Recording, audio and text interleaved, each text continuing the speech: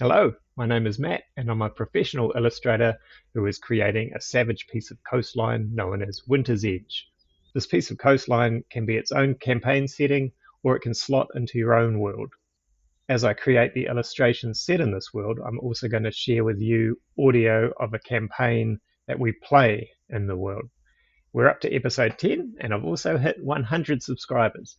So for those subscribers, thank you very much. I appreciate you sharing this journey with me. And come on, hugs. Let's do it. Bring it in. Yeah, well, there we go. Okay, recap. We've got a group of young men trying to make their way in the world. They've left the safe nest of their families to go to the pirate city of Yore, where men are made. On the boat ride there, they made friends with a random NPC that I generated, whose name was Corks, and apparently his quirk was that he collected corks. Like any group of players who want to derail the DM, they've decided to help this randomly generated NPC collect his corks. This has led to them travelling to a monastery to collect the rarest cork of them all, the blue Moochie Dooch. So we are doing that, apparently. They have headed out from Yore and are making their way to the halfway inn. And this is where we join them. The picture I'm drawing is of a Blackwing Reaver, a ruthless mercenary cult who has crossed paths with this party before in the city of Yore. They even killed one of their members, and they're going to be crossing paths with the party again in this adventure. In the last episode, I shared a technique of starting out with a 3D model, using that as your base to get lighting and the setup, and going from there, taking it into Photoshop and painting it. This week, I've decided to just start from scratch, start from nothing, and see where it goes.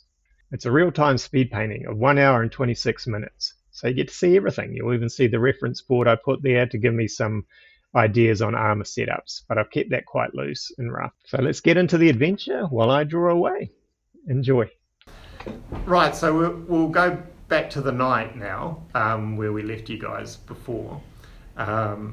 What Lubbers has said is he says, you should be safe on your boat. I'll get Turok to, as you're still running protection on the boat, he can keep an eye on it and they won't mess with Turok.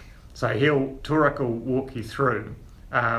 Zeph, what do you want to do? I went with Nibbles down to the boat because we were searching the thing, and that's right, because the captain was dead. And yeah. And what I'm going to say is you guys rummaged out of the chests and stuff about 50 gold, and a couple of maps that cover sea coast, but a lot of this WintersEdge area as well. So whenever I need to explain something to you, I can give you one of these maps that he's carried. But one of you make a note that you've got 50 gold. Not all of you. I'll put a note. Yeah. Oh, yo, cool. I'm going to look over this now. What is that one? Dragonlance. Shadow of the Dragon Queen. Cool. Sorry, keep going. No, it's yeah. So we might go around the room and just see where everyone's at and how they're feeling about life.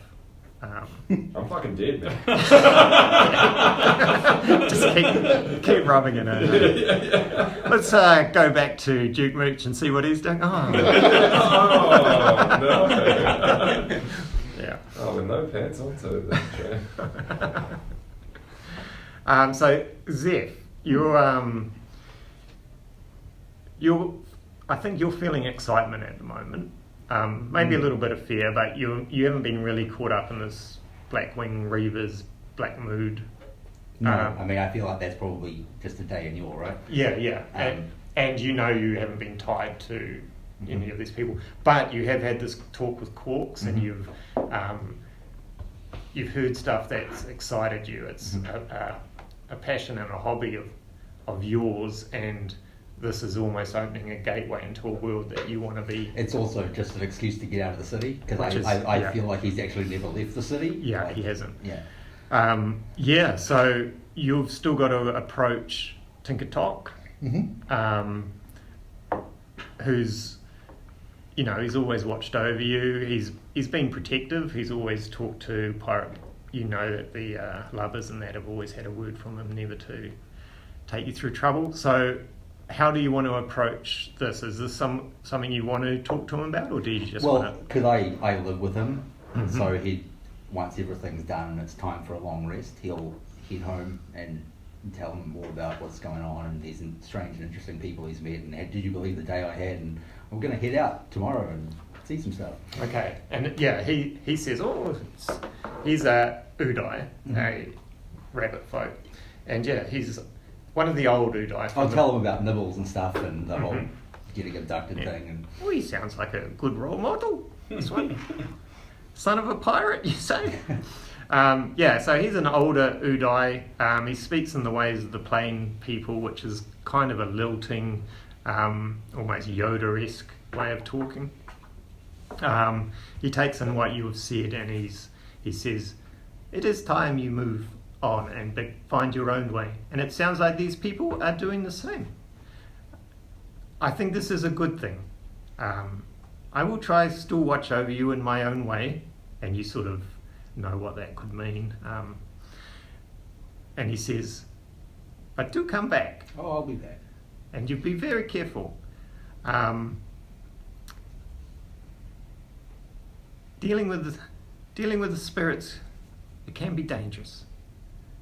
So don't push the luck. Walk the straight. Stay good. Avoid the crooked path." And he hugs you. And as part of your backstory too, have you, in terms of building totems and stuff, is this something you see you might have started yourself, or is it something you've been waiting for an opportunity to I think do? he's been waiting. Like maybe he's like, would the tournament be something that you can spectate and watch? You've actually snuck into a few of these and watched some of these Wisp tournaments. And you see that these totems are made out of all sorts of things. Some make them out of very fine clockwork type things, but others make them out of wooden balls and hit nails through and stuff like that. But the more skillful, the higher level, the more well crafted these totems tend to be.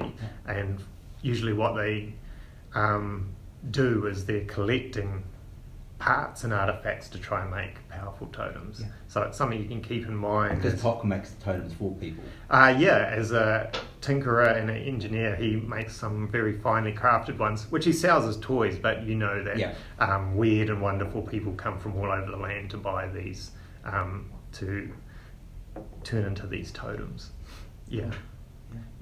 So just keep in mind that as you come across things, you can start to think about maybe building your own totem as you're interested in these little spirits and stuff that you can capture too. I don't think he really has any kind of plan about how to do it. It's just that's kind of the part of the journey. Getting out of your exactly. And the freedom of, because you know that the this ban of magic and everything is quite heavy in Yor because of the fear that the scar and the school of magic was destroyed and the superstitions. But once you get a bit further, maybe not the next city, which is where the king lives, and there's also anti-magic, but out in the world, there's far less restrictions. So you're looking forward to almost this burden of hiding what you can do, this freedom. Okay, that's great. So, and we'll say, you're ready to go early in the morning, meet at the rendezvous point where you start your adventure. Big O, how are you feeling about life? I think Big O's not super, fast about what happened. He's a bit like, what the fuck? But I think he's a bit gutted that he doesn't get to stay in the city, but he knows that it's probably better for him to get up. He's not stupid, you know what I mean? He's just a bit kind of blissfully ignorant about shit. But I think he's happy that Nibbles is all good and all that shit.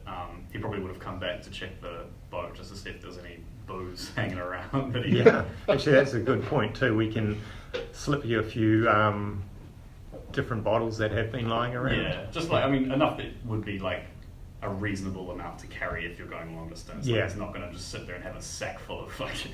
You are going... Corks has arranged a wagon as well. So you can take a fair bit of stuff.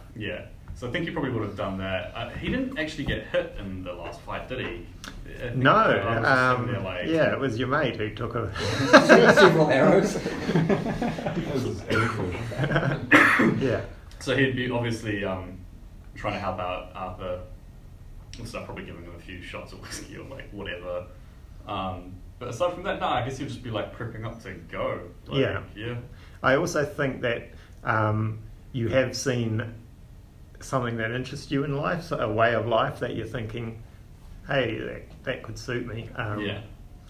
But you also have seen like these sort of power players that are, you're thinking, could I deal with these people right now? And you're thinking, maybe I need to see a bit of the world, and then I can come back and stake my claim in this town that sort of resonates with you. Yeah. Once I've risen a few levels. Yeah. Being level 2 in this place is pretty hard. That's right, as a bouncer.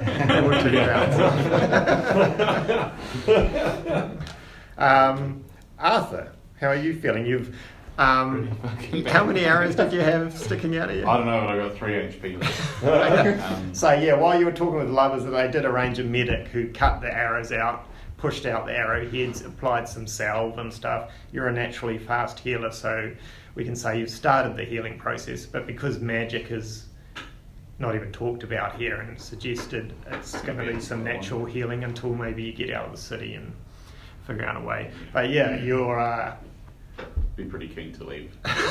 I mean, yeah. But also, like, probably got a bit of a vendetta against.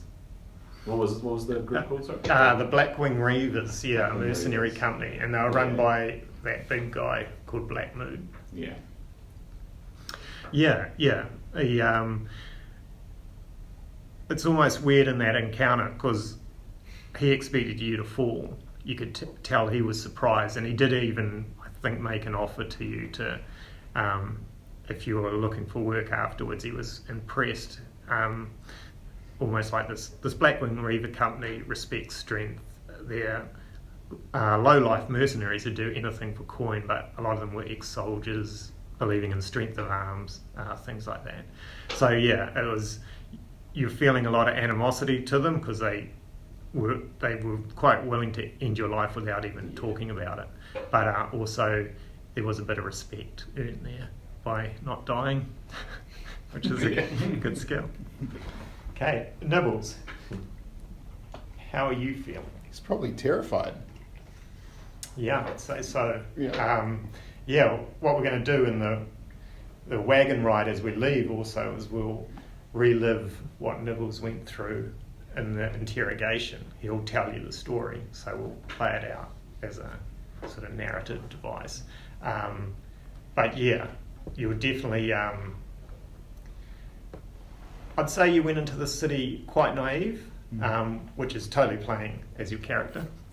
And you have almost had your life flash before your eyes in this interrogation. It was close. So yeah, we can play through that as you re-experience it. Yeah, so we'll go with terrified. Yeah. And whatever you do, don't die in this flashback. All right, he's coming out guns blazing. You know, he's probably like just keeping real low and deliberately not using any magic. Yeah. Okay. And yeah, you're aware that you're in this boat. Your time here is limited. There's a huge orc called Torak sitting outside keeping watch. But even so, your sleep's quite fitful.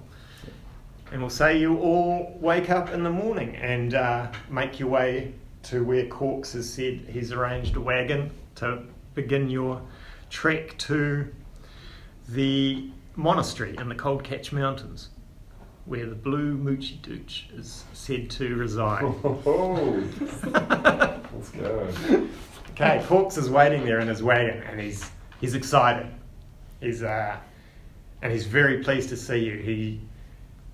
He's worried. He was worried that you wouldn't make it. A lot of you.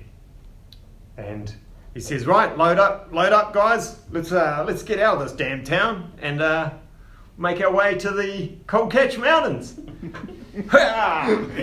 Oh wait, get on. He's got like a 2-wheeled wagon, big enough for you all to sit in if you like, and he's got one sort of old horse that's going to pull it. You're all quite little, so yeah, plenty of room.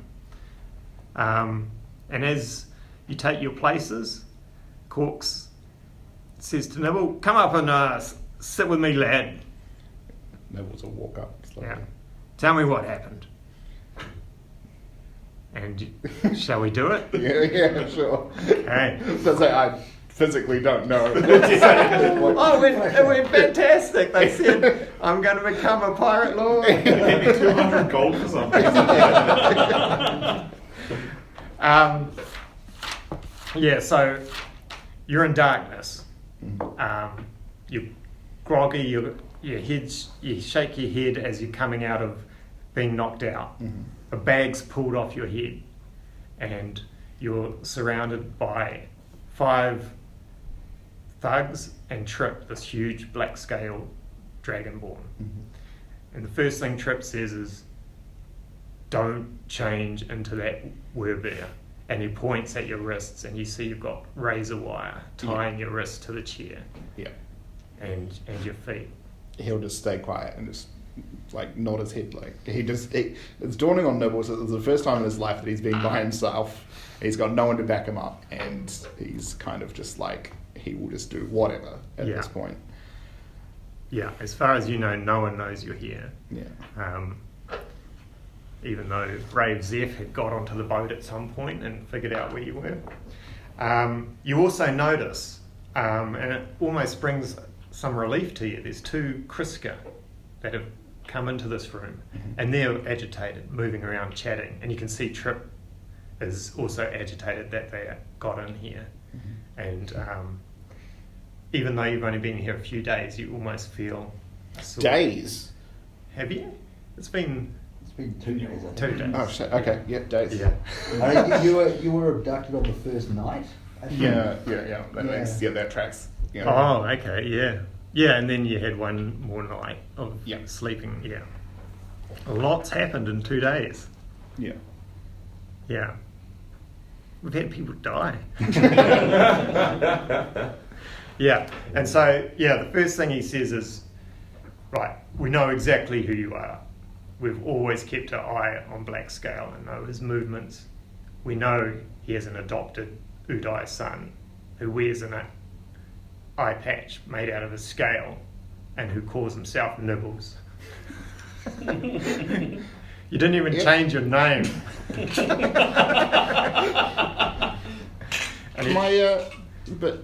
My dad just abandoned me here. Really? Yeah. And how did he do that? Dropped me off Where? in a nearby town. Are you going to tell him it was Blueport or just a nearby Just a town? nearby town. He says, which town? I don't know, I'd never been there before. And the people you came with, are they with you? Were they with the crew? They were just people on the ship that came here. Why did he drop you off? Why did he get rid of you? I don't know. I think I was just being a nuisance. Like he said he needed to go on an adventure and I needed to make my own way. You are coming of that age.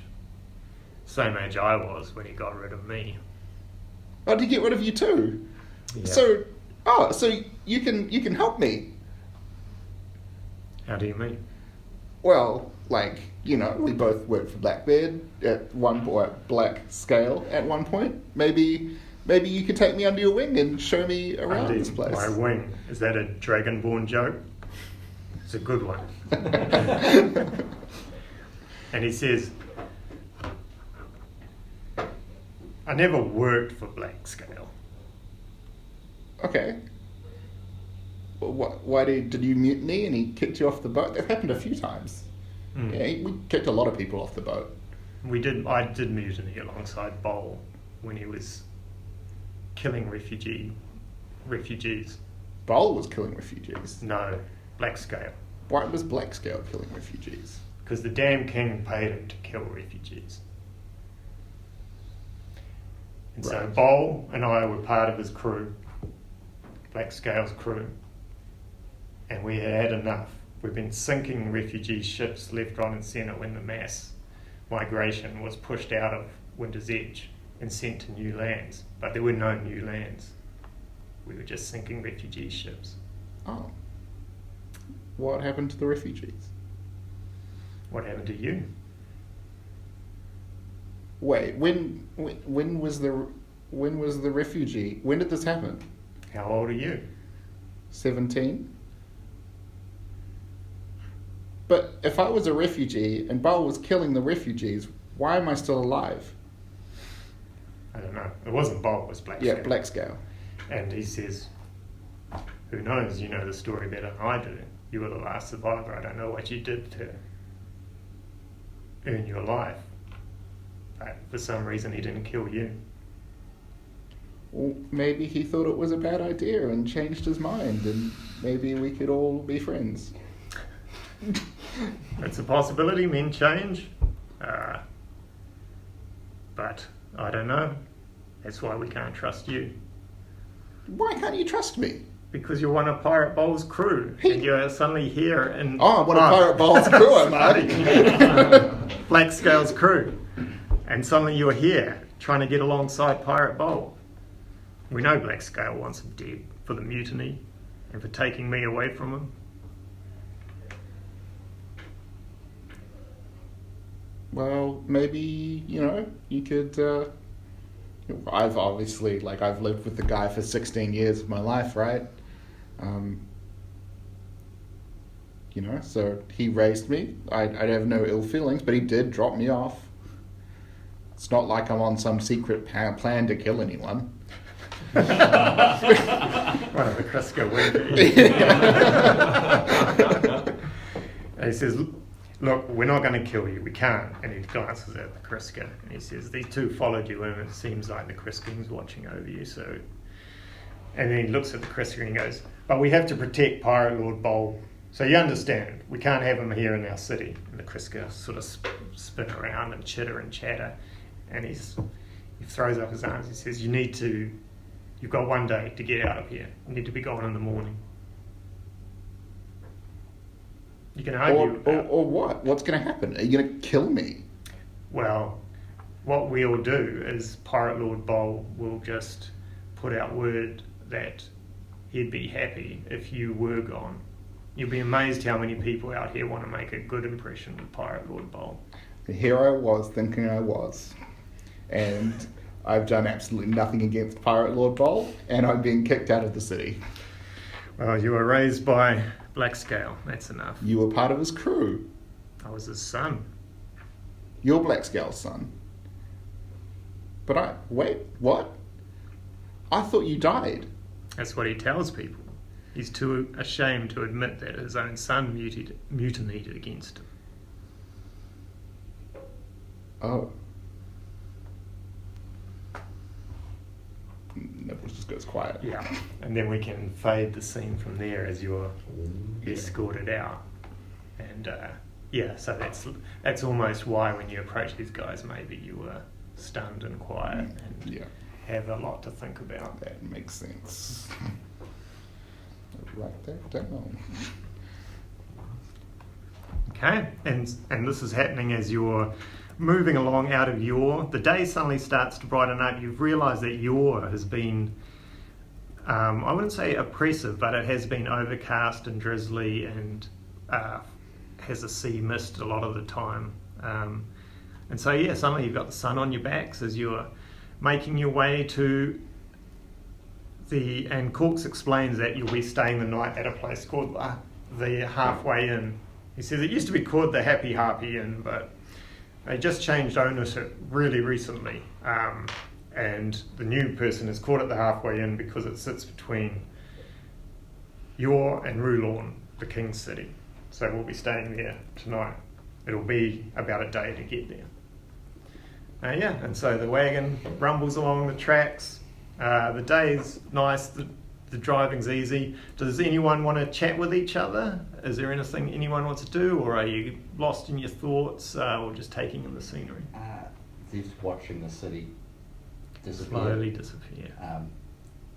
Yeah, just sitting there watching things. Yeah, so we can say you're sitting on the back of the Yeah. wagon, your feet hanging off, Yeah. and watching this thing that was your whole world basically, Yeah. just getting smaller and smaller off in the distance. Yeah. And part of you feeling a bit bigger and bigger. Arthur and Big O, you haven't really had a chance to catch up since Arthur got filled with dragons, arrows. Don't know if that job's with one gold a night. With the arrows in your head. Yeah, they missed one. There's not even danger, mate. Oh yeah, bros. It's not too bad though, we didn't die, yeah. I'm just glad that you didn't get laid, bro. That was the whole plan at the end of it anyway, bro. I was going to put this money towards that, but... Well, maybe this whole adventure could put it together enough money. Yeah. Yeah. Yeah, I swear to you, bro, I really care about these corks, but like, I'm gonna get you laid. And I'm gonna get my life. Oh, you never know, bro. Those quiet ones can be pretty crazy, eh? It's a kenku monster. Yeah. I'm not. You never know till you know, bro. But yeah, no, I'll just probably be with him, like Yeah. helping him recoup and probably sipping on some drinks with him or whatever. Yeah, Got yeah. Nothing else to do, so Yeah. probably be taking a few swigs. Yeah, you find it quite enjoyable, out in the sun, a few drinks, catching up with your old friend who survived, which is a relief to you.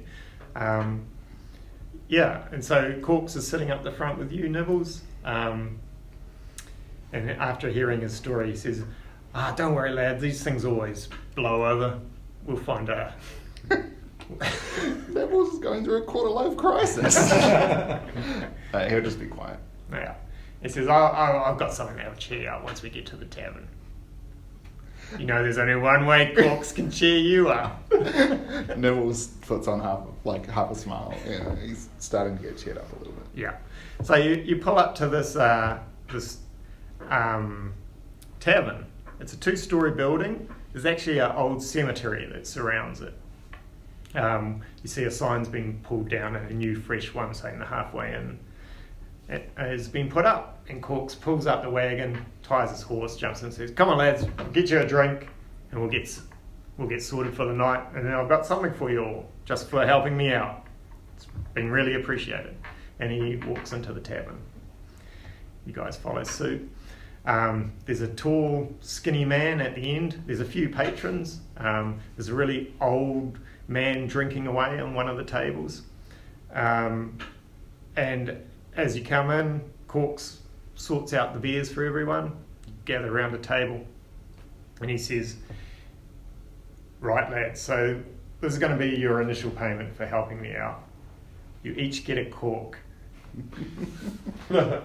Now, I'm just going to tell you the names of the corks. I'm not going to tell you what they do. And you can each choose one. Okay? These are corks of power that I've doubled up on. They're not my best corks. They're just the ones that I've got a duplicate or maybe even 3 of them. Okay? He goes, "This one here is called the hot potato. And it looks a bit like a potato. And this one here is called the break bone blocker. This one's called the Bob and Betty." Wait. Yep. So number 3 was the Bob and Betty. Yep. You're going to get a choice out of 8 corks. Okay? Number 4, which has been mentioned before, is the Tabernacle Choir. Yeah, got them. That's when I had to make up a name when I couldn't think of anything. Hey, just letting you know, you've made up 5 names so far. Before this. Yeah, the Snifter was. Yeah, the Snifter, the Blue Moochie Dooch, the Tavern of Quiet, and the Tempting Talita. Oh yeah, tempting to lead us Yeah, there. nice. He hasn't got the blue moochie douche. Yeah. So number 5 is the Soul Catcher. That one sounds ominous. Yeah. The Mooshy Douche, the Tinkerbell, the Soul Catcher. Cork of death. Number 6 is the Tempting Toledo. Yeah. Number 7 is called Slippery Pete. Slippery Pete. Yeah. Yeah. And number 8 is called the Lucky Long Lid. Lucky Long Lid. And he says, I'll start with you, Cork, since you're the most passionate about my passion. Are you talking to yourself? He is the most passionate. Yeah. He's right. And then he goes, 1A. Yeah. Not really Cork's the most passionate one here. and then he goes, after that, Nibbles. Which one would you like? Nibbles will put on a sad face and say, "Are you sure you can't tell me about any of the quarks?" No, that's not how it works, lad. The cork will find you. Nibbles will remember that the tempting Talita heals people, unless that's changed. No. Well done. I'm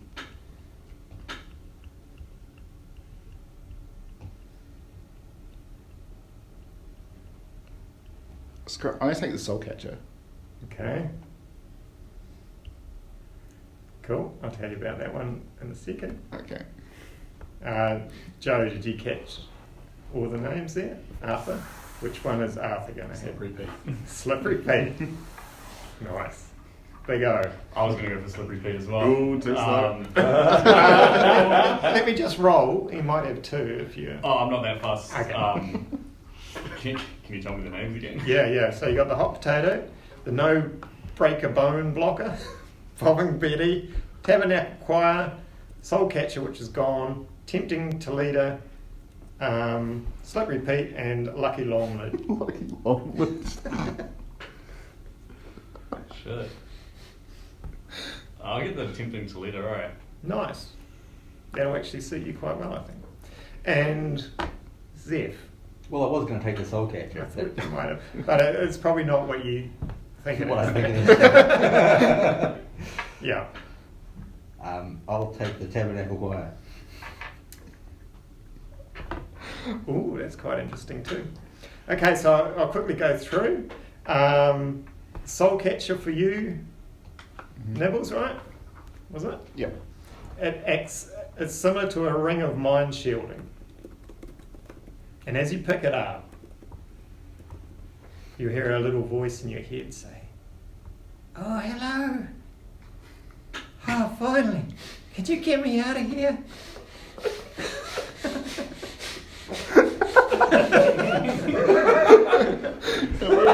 Nibbles is like, now I'm hearing voices. And he goes, "Yeah, you took a soul catcher." Corks is like, "Yeah, you took a soul catcher. It's got one in there." Hi. And he whispers to you guys, "I wouldn't let it out, mate." But then you hear a voice say, "Don't listen to him."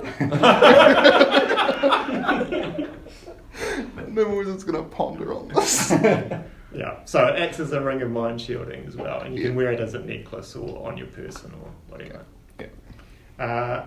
Arthur, what was yours? Slippery Pete. Slippery Pete acts as a ring of free action, which you'll have to look up. I think that's quite a strong one. It lets you move without being grappled or attacks of opportunity, I think. Double check it. Yeah. That's cool. You went for the Tempting Toledo, right? That acts as a parapet of wound closure. A what? Parapet? Yeah, I'll tell you how to spell it because it is a magic item. Yeah. PERIPAT Yeah. of wound closure. Strike to 6. Yeah. Can you see what it does? No, I've just got it in my I've written it in my notes, so Yeah. I'll put it into the inventory when I get home. It's so fucking annoying on the phone, eh? Yeah, phones are terrible. But yeah, what does it do? Do you know? It's it's like when you roll hit dice on a short rest. I think you just get the maximum on your hit dice. Mm-hmm. I So think it just yeah. makes you heal up at short rest much better. Okay. Oh, right. That's cool. And I watched too much Critical Role. you were the Tabernacle Choir? Yeah. It's a ring, acts as a ring of spell storing. Away. That's a good one, especially for you, God, because you I can think- charge it up with extra spells. Oh, you just get And one of us to cast a spell. Yeah, true. It comes with a prepared sleep spell within it. Okay. Yeah, but Like, okay. Well, have a look at that because it's quite a cool one. ring of spell storing. Yeah. Yeah. So the ring of free action is difficult terrain, doesn't cost extra movement, and my speed can't be reduced, or I can't be paralyzed or restrained. That's awesome for Oh, your by magic specifically. yeah. It's awesome for your sort of character as well. Yeah, Yeah. handy. Yeah. Cool. And so he pushes these 4 corks out to you and says, "Your collections have begun."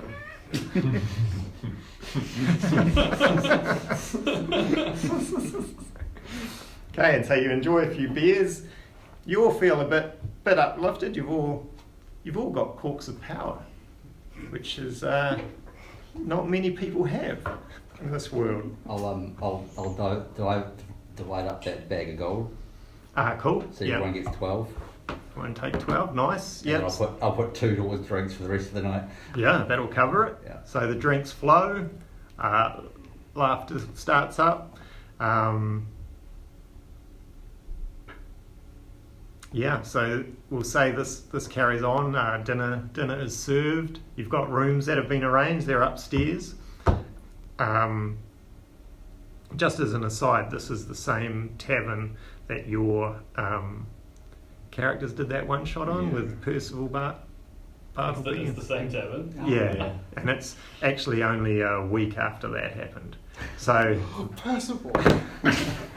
and these were people. I didn't make it too obvious, but when you came into harbour, you saw a boat leave that had. Do you remember I described the people in it? Yeah. Yeah, they had the bull, sort of rakish-looking noble, and young, pock-mark-faced, pimply boy. That was Ben's character. Because you guys were heading off to have adventures and stuff. Yeah. But yeah, it's changed ownership because, yeah, It was zombies. the guy got it really cheap, the new tavern owner. He's very happy. He doesn't know too much, but he does mention that downstairs is a bit of a mess and you don't really want to go down there. Cultists or something? Yeah, there's a lot of cultists buried down there still. And a demonic entity that they tried to summon. But for now, the tavern seems good. There's old Pete still at the table there drinking away as well, happy in his cups. But we will also say that as the night goes on, the doorway opens and 4 of these Blackwing Reavers walk in, wearing their cloaks. They glance at you but don't seem to take you in, and carry on walking to this new tavern owner. And you guys are close enough to overhear what they're saying. And he walks up to the tavern owner and he says, "You're the owner of this place?" And the tavern owner's going, "Yeah, just got it, really cheap. Business is great." And the Blackwing Reaver says, "Well, you've got a lot of us downstairs. With all our gear, we're going to need it." And the tavern owner says, I didn't think anyone was coming back for the stuff. I've sold it. It was part of covering the costs of the down payment I put on this place." And the Blackwing Reaver looks at his 3 other Blackwing Reavers. These are grim men, soldiers. And he says, "Well, you're going to have to cover those costs then." And the barkeep says, "Well, I can't. I've used it to pay for the place, cover my costs. I've had to buy inventory, food. I'm just starting a new business. I can't do it." And he just reaches over and grabs the guy and pulls him over and says, "Find it. You need to find it, or business is going to be closed very quickly." And he pushes him back down. And the tavern keeper looks around and waits to see if anyone does anything. And yeah, I know it's totally within your characters that you probably we'll let it slide. It's not your problem, but just interested to see how you react to the situation. How damaged am I? Like still? You've had a day, and so we can say you've had a long rest in this wagon. So if you do your long rest, what does that give you? It just heals you fully. Oh, okay. Yeah, because we had a night anyway, didn't we? Yeah, you Oh, did. yeah. That's totally right. Yeah. So just Oh, because you've got a bit of a vengeance against these dudes, eh? Oh. Yeah, You want yeah. to do our farm, keen to do. cool. I think Nibbles would be just hiding behind the biggest, hiding behind you. So at this point. there's just 4 of them. 4 that you know of. I've got to learn to have a better poker face. Yeah. One of level 2 dwarf. There's just 4 of them. I'll look around at everyone and kind of gauge the vibe. And I look back at you with a blank expression. Like good blank expression. Yeah. That's what Arthur reads. Yeah, he's in. He's good. Look at Corks. Corks is like fucking Blackwing Reavers. I hate them. Starts unbuttoning his shirt. I'll back you up, lad, if this is something you want to sort out. Nothing like a good scrap. Right. I don't sit there. I'll stand up and I'll just be like, "Oi, Blackwing cunts." Get out. Arthur with his first impression. Yeah. Okay, and you say get out. Yeah. And you can see the bartender sort of start to looks a bit relieved, and one of them turns to you and eyes you and looks at the group of you at the table and just gives a grim sign and says, "Stay out of this, boys. This is men's business." And Cork says, "What the fuck?"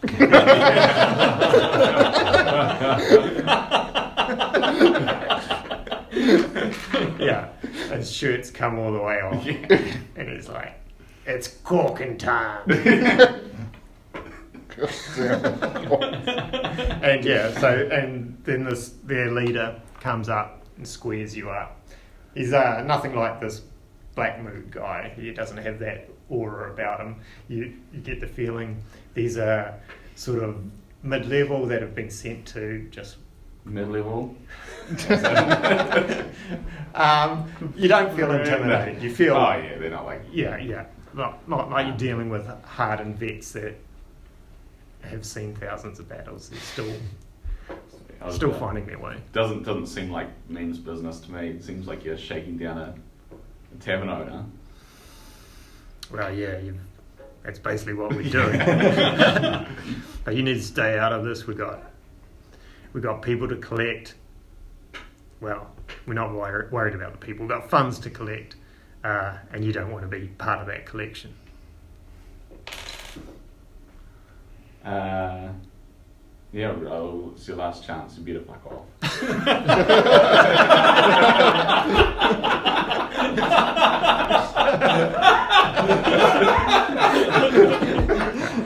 Well, now you put it that way. No, he looks back at his guys and just nods, and the swords come out.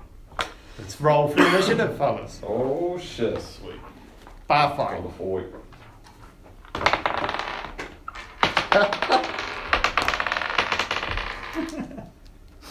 I don't think I've rolled above a 10 for initiative yet. Well, just means you're hanging back, Yeah. waiting to see what happens. Okay, so he got a 6. Well, you're rolling pretty low. Ooh, 19. One of them. And a 6. Okay, so what did you get there, Nibbles? 6. Okay, so I we got got really low. Yeah. we got 3 6s. I'll put you at the top of those guys. So Nibbles, Merc 1, Merc 4. Arthur? 11. Nice. Good bathroom.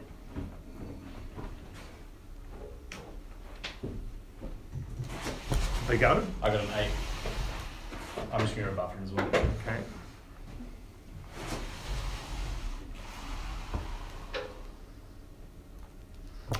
and Z. 7. That's not too bad in the scheme. Everyone else got terrible. Yeah. Z. I rolled a 2. It's insane. Oh, that's right. You're quick, eh? What's your +6? I've got +4, I think. 2 from proficiency, 2 from the bonus feat.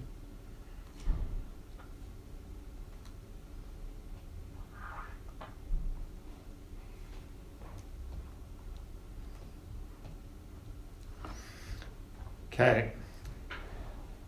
So we'll wait till the others get back. We can check in on Duke Mooch. See how he's doing. Still dead? Still dead. He suddenly sits up.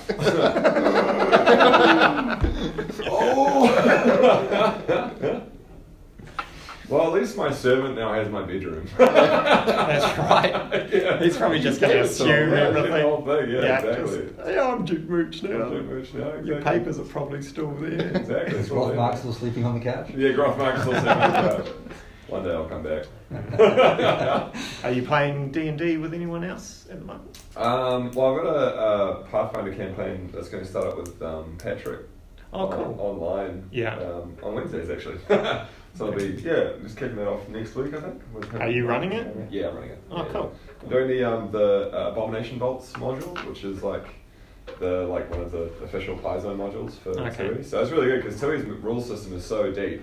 Yeah. It's really nice to finally engage with some professional content that's built around the rule system. Yeah. Because they do a really good job of making it a lot easier to implement those deep systems. Yeah. And showing ways to reference that for your players and such. So really good. Yeah. Cool. Yeah, Cool. fun to play. Otherwise, I'm just chilling out. Yeah. Still just taking time to reset, eh? Because you're working remotely, right? Yeah, remotely, yeah. So we work remotely full time for a month. So yeah. See how that goes. Fun. Probably a bit bored, but we'll see. I don't know. I think I'm leaning towards remote living. It'd be pretty cool. Yeah, man.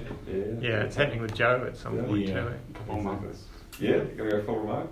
Good time to move to Hawke's Bay, bro. Oh yeah. Yeah, something It's, that's actually, what it's I'm not too far from the Hawke's Bay. Oh, really? It's like inland. So where is it? Right now. Where are you going? Manor 2. Like Oh, one or two. Tokyo. Yeah. Dude, you'll get something cheap. Yeah, it'll be good. Hopefully. Won't be any fucking wine though. No, man. Shit, all the restaurants have to hell in their food and their guests. So, shit. Oh, roll the corks as well. Oh, corks! Corks is in there. MVP. I love my Yeah, favourite 20. thing is seeing Corks mature into this fully fledged character with a magical artist. I just want to see how far I can take him. That's a randomly rolled NPC, and that was just one of his traits. Was he collects corks. And here we are with the rare blue mercenaries. Yeah. I love it too. He got initiative, so he leaps off the table in a rage, his corks flaring across his chest. 2 daggers come out as he leaps at the lead mercenary that was fronting you, and he attacks. He misses with the first one, and then with his offhand bonus action, he doesn't. They don't get a modifier, do they, on their offhand? Ben, do you know? If someone's dual wielding, they don't get the to hit modifier on their offhand. No, it's just a straight. Yeah. There's a feat you can get to add damage to your offhand. That's right. So Corks leaps, hits this guy, rolls off, falls off the side as the guy pushes him aside. And then that same guy who was confronted by you, Arthur, attacks you with his sword. Rolls a 13 plus 3, 16. Yeah, it'll hit me. Okay. Oh, sorry, it's plus 5 too. And it's plus 3 to damage. So it's a 6 points of damage. No. And now it is your turn. I want to remind you too, you can bang together your things on your bonus action. They give you rage and bless. Oh, right, perfect. Yeah. I'll do that then. Yeah. Kick off with that. Okay, so you're blessed now too. So these old dwarven, chunky bronze knuckles clash together. They ring across the room, and you feel your rage just the red mist burn up. The edge of your vision turns red. You focus on the guys in front of you, and you feel bigger and stronger. That's a bonus action? Yeah. What does Bless do?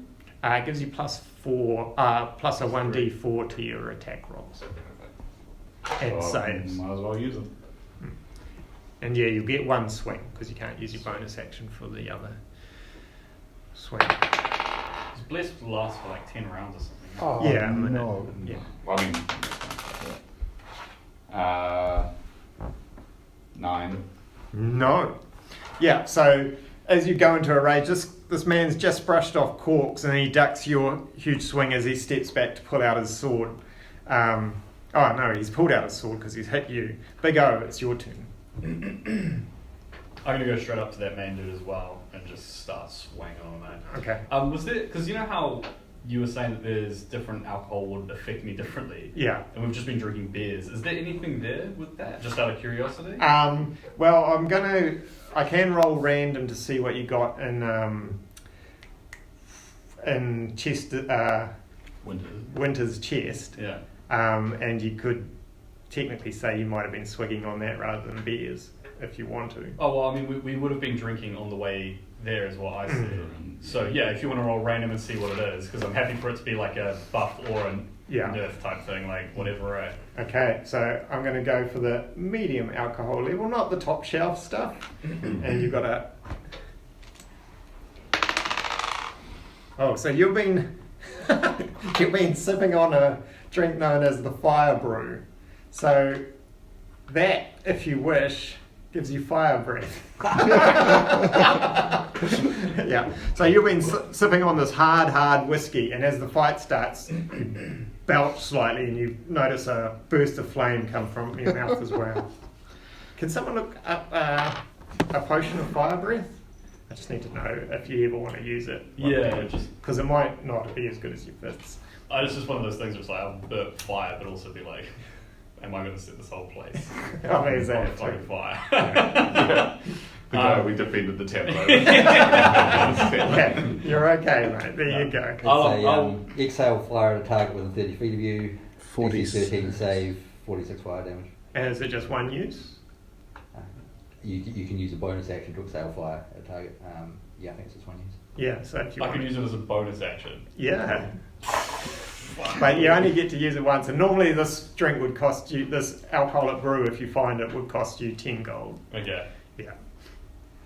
So something to keep in mind, but yeah, you've been happily sipping on it, but it's starting to come up from the excitement of fighting. Fuck, mate, I'm going to use it, So I can use it as a bonus action, so I can use my unarmed strike, like normal attack, and then do it. Yeah, and I think you could chuck in a flurry of blows as well, couldn't you? Or is that your bonus action? It counts as a bonus action for Yeah. flurry of blows, because otherwise I get another... It's basically just 2 strikes, it's like 3 attacks. Okay, so you get 1 normal attack and your fire breath if you wanted to. Yeah, so that's what I'm going to do. I'm going to... Because fuck it. I'm going to go up and swing on him with an unarmed strike as a nat 1. Oh, okay, bro. Yeah. So yeah, this guy is just dodging everything. He's feeling pretty good. He's like, what else could they throw at me? You don't have to roll to attack for the fire breath. Yeah, so then I'll just fire breath them, which is what? They make a DC 13 dex save. Is it like a cone area of effect? No, it's just one target. One target? Okay, Yeah, cool. he makes the save. So half 46. So yeah. Half 46. Fuck, 46 is still And quite you good. can, you can actually exhale 3 times for an hour.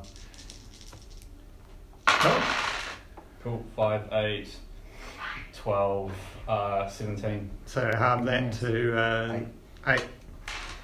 All right, yeah. So he was feeling pretty good. He was thinking, "There's nothing these guys can throw at me." And then suddenly, this burning alcohol just goes all over him, and he screams, "Ah!" As fire starts to engulf him. He's still standing, but it's he's looking bloodied from that.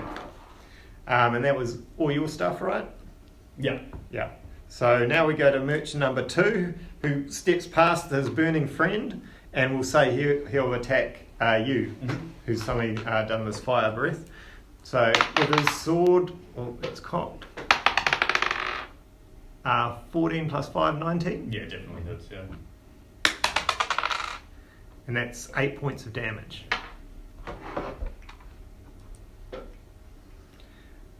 And then we go to Zeph.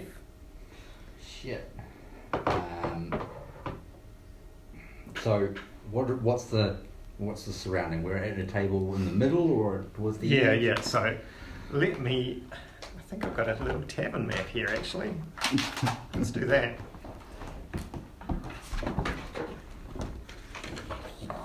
Those are quite cool. Pick those up. Yeah. These ones just got this open swamp area too, which is awesome, and a temple. But we can say it's nothing like the other inn you guys brought in. But let's say this is the tavern here, and this is the big circular bar. And you guys were here at the table. Let's put down some miniatures. They walked up to the bar, and then there. I'll put in 4 guys there. Oh, that's cool as. Look at that. Yeah, just handy, eh? Can I borrow some of these? Yeah, guys? go for it. Why not? So that's the leader, the dragon, and this is the guy that just he's still got the sleeping big O. And we'll say there's 2 more who were lined up. He got there. And Zeph, where do you want to put yourself? Yeah, we'll be back there. Corks. I need I've got a little guy here. And you just got the universe hanging out in the bottom left hand corner there. Don't go through that door. New side quest. You're in Avernus. So Corks flew by and he missed and he's landed over here. Look, he's got his little fists up. He's ready to go. Okay. Now the sleep spell that's in my cork, Yes.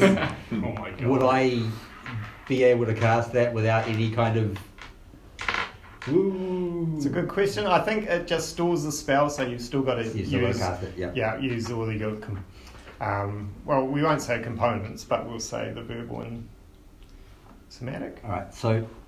And they're all piled up over there. Okay. You have to take off, Ben? No. I realised I started forgetting my bag. Oh. So I'm just gonna. It's also very light. And who's that one? That's me. That's you. Okay. I'm going to stay behind Arlo because I have 10 hit points and an AC of 12. Yeah, smart. I'm going to throw a dagger. Whoa, Zeph, Yeah. you got 15 armor class. That's a 20. It's a hit. Which one are you going for? This guy here. The leader who's Yeah. who's on fire. So I'm just like, I'm going to slam back to try to get up and just fuck off. That's 3 damage. 3, okay. He takes a dagger to the side and staggers slightly. Nibbles. Right. You've So, probably got a lot of built-up tension. well, after seeing Zeph not use magic, he's probably not going to use magic. He'll probably 5, 10, 15, 20 move up to here and attack this guy from behind, just Cool. with primal savagery, so his claws. Claws. Long rabbit claws come out. 19 plus 5, 23. It's a hit. Say he's mercenary 4.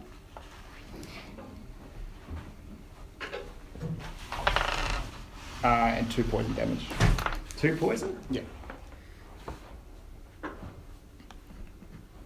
Off a D10. Yeah. Bad roll. Yeah. Okay, so mercenary 1, he's by Corks, so he'll take a swing at Corks. He hits Corks. He does 9 points of damage. Imagine the corpse just died. Yeah, what's the side quest gonna be? Back to 10, Yeah. I guess. I tell you guys, he's got 18 hit points too, so could happen. He just took 9 points of damage. What's going to happen to my side quest? Corks, run! Get out of there, Corks. What's he rated? Corks? Yeah. No, he wasn't. He's not a barbarian. Ah, then. Yeah. He's just he's got NPC stats. Yeah, they're not great, hey? Oh, but he has got Corks of Power that are doing all sorts of stuff to him. I'll crank one of them out. Yeah. He's got all the Corks of Power except the blue Ruchi Luch, right? Yeah. So he's good. He's got a few things going on. Spell stored in the spell. Yeah. And the last one that you just raked across the back turns and attacks you with his sword. 14 plus 5, 19. Yeah, 19. And that does 11 points of damage. 11? 8 plus 3. Jeez, okay. Nibbles isn't doing well. I feel like. Then we go to the top. Corks. Let's see what he can actually do. I can actually look at his notes now. Ooh, shit. They won't make sense. Look, he's... Oh, yep, that could help. Yeah. That one's good too. The free action one? No, this one hit. The wound closure, but I think it's only for healing and short rests. Yes, true. True. Yeah. It's got a ring of warmth. Nice. What's the...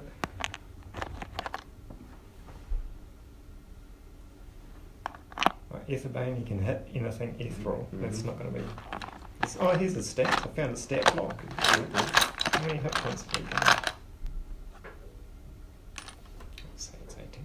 Oh, it's con 16 plus 3. Hit points Yeah, 9. 1d10. Oh, Oops. so- Yeah. 1d2 would have gotten taken 10 plus 3 to 13, plus another d10 plus 3. And So they 18. take a 5 out of that. Yeah, so it'd be 18. Yeah. Yeah. Nailed it. Smashed it. His little corker regeneration gives him, 2 hit points or something? Yeah, I don't know. Let's call it that. So it would take him back down to 7 on This his is when everyone's like, you guys should attack Corp! and he's going to swing at the lead guy with his 2 daggers. 11 plus... Yeah, we'll give him plus 4.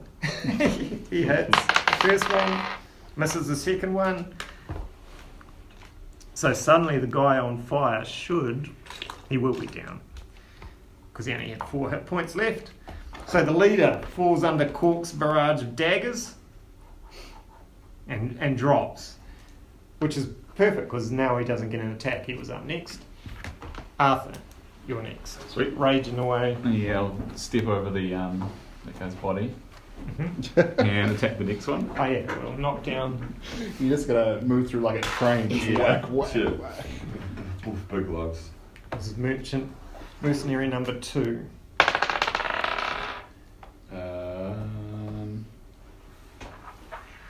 21. It's a hit. Yeah. Oh, well, I don't need the bless, do I? Mm-hmm. No. Cool.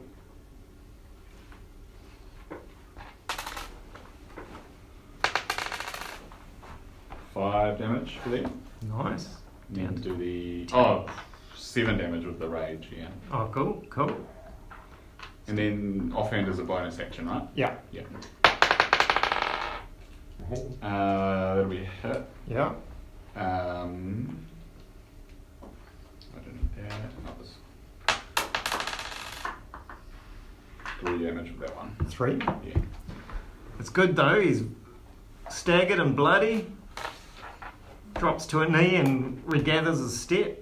Big O, you're up. This guy Arthur's just laid into is looking pretty grim. Sweet. Yeah, I'm going to go and swing on him as well. So... fucking hell. 10. Okay, no. Okay. Yeah, I'm going to spend a key point just to use Flurry of Blows because I need to start landing some shit. 17. That's a hit. You've got more fight breath too. Yeah, no, I know, but it's bonus action and Flurry of Blows is as well. 6 damage. Drops him. Okay, cool. And you've still got 1 swing, right? Yeah. Which you can lash out at another guy next to you. Okay, cool. So yeah, you and Arthur working together are ripping through this guy, and then you push past onto the next guy. 12. But don't hit. Sweet. That'll be my turn. That's good. There's 2 left, and Zeph, you're up. Mm-hmm. Throwing your dagger. these two guys? Yeah, they just ripped through Cloaky Cloak, and suddenly it's these two left. Cool. I'm gonna go in. Is the leader dead or is he just unconscious? Yeah, we'll say he's dead. He's been on fire. He's smouldering. Fair point. Yeah. Yeah, we'll say for the purpose of this, your attacks are lethal. They've pulled swords and stuff on you. Yeah. I'm gonna walk up, pull my dagger out, and throw it to the next guy. That's a 13. No. So that bounces off his heavy chain that's under his cloak. Nibbles, you're up. He's just gonna claw the guy in front of him again. Mm-hmm. So that's 15. That's a hit.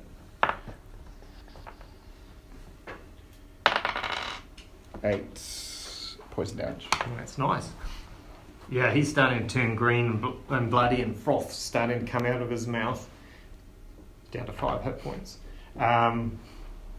So yeah, merchant number 3 is going to ignore Corks and go for Big O, who was coming right at him with a 10 plus 5.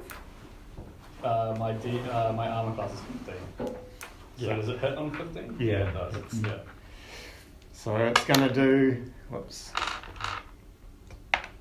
Oh, 1 plus 3, 4. Yeah, I'm still up. Woohoo! You take, so that was the second hit you took 2, right?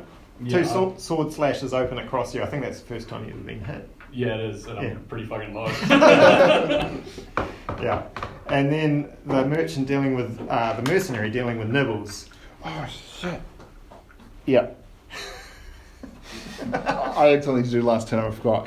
Continue. Yeah. Your bonus action healing. Yeah, wound. that's fine. Don't worry about it. You Let's sure? Just, I can let's roll retry it. No, let's roll it. Okay. Nibbles is not in his right mind anyway. Makes Because sense. I thought you weren't going to because you were not doing magic, so I would have. Yeah. First time. Yeah. 10 plus 5, 15. Yeah. I believe he was. Yeah, 15. 15 same with armor class. Yeah. You done. Goodbye, Nibbles. Oh, 8 plus 3, 11. Boom! Nibbles is on death saves. The rabbit falls. What does a rabbit scream sound like?